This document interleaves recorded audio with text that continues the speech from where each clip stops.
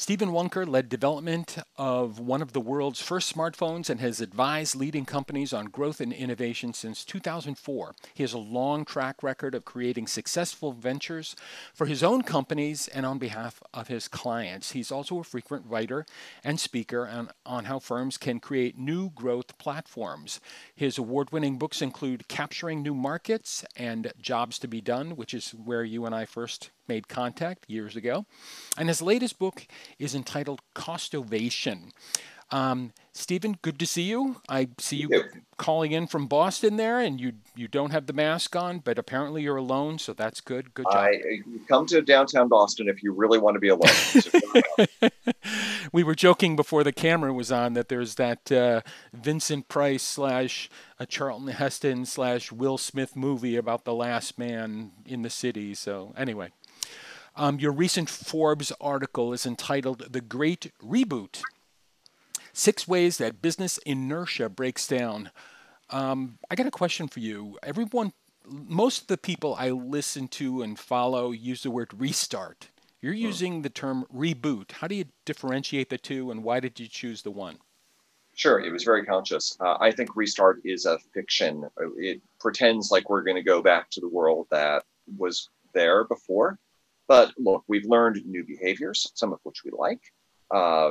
There are some competitors that have gone and customers that have gone out of business. Distribution networks have changed. There is sometimes a need for greater resilience in companies as this plays out. We're not going to restart and go back to normal. This is more like an update of an operating system where we're installing some pretty significant changes. And we've got to anticipate what those changes are to be able to begin business again in a fundamentally different way. Mm-hmm. I heard one commentator talk about it as if you have a full brand new jet airliner and you're flying it, and the captain comes on the PA system and says, we're actually going to shut all the engines down and trust us on this. And as the plane begins to go down and down and down, it's sort of like, how long are you going to wait before you try to restart those engines? And will you even be able to restart those engines? You know what I mean? Anyhow, good analogy, bad analogy. I'm interested in the model that you provide in your article. You've got this sort of executive toy thing where the pendulum balls swing back and forth. One of those balls is Costovation, which is the title of your book. Can you talk a little bit more about the role that Costovation will play in this reboot? Sure. So, look, I'm an innovation specialist. I've been doing this for a long time. And our clients are typically always focused on the revenue side of the equation, using innovation to get new products and services and customer experience. All that's great. But there is no law that says the tools of innovation can only be used on the revenue side of the company. They can very equally be used on the cost side. And I'm not talking about hollowing out a company or degrading a customer experience or small incremental steps like Lean and Six Sigma. I'm talking about the big significant changes in cost structure, which is somewhat prompted by the crisis now.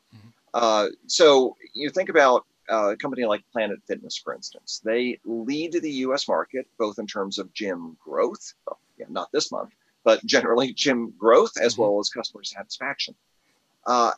And they do that with a price point of $10 a month, which is one of the lowest in the industry.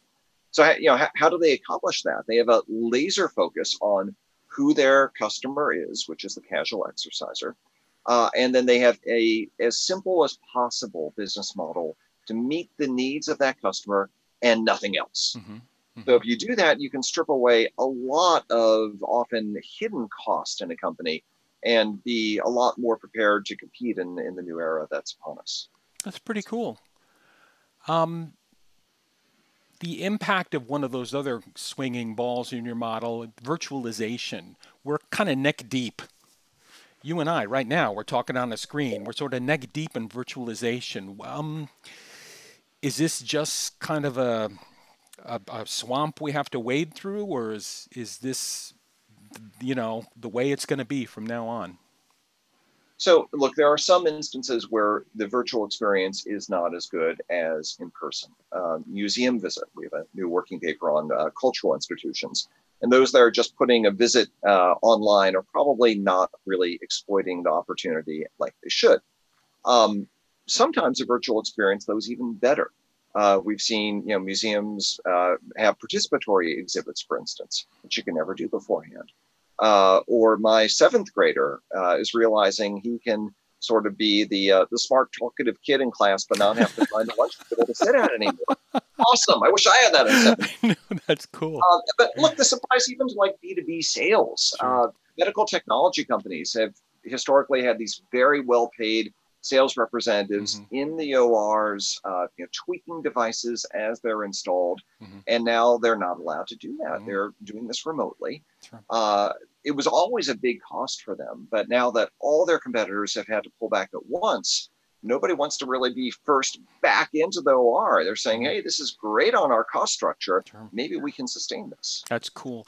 And finally, Stephen, I'm going to ask you the question I ask everybody, which is, Stephen, what lessons are we learning right now that we must not forget? I think there's a couple ones. First, we're all innovators.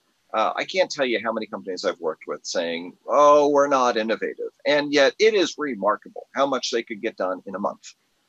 So it's not about just lacking a capability. It's lacking a little bit of a priority lens and then the urgency to affect change. So I hope we keep that up.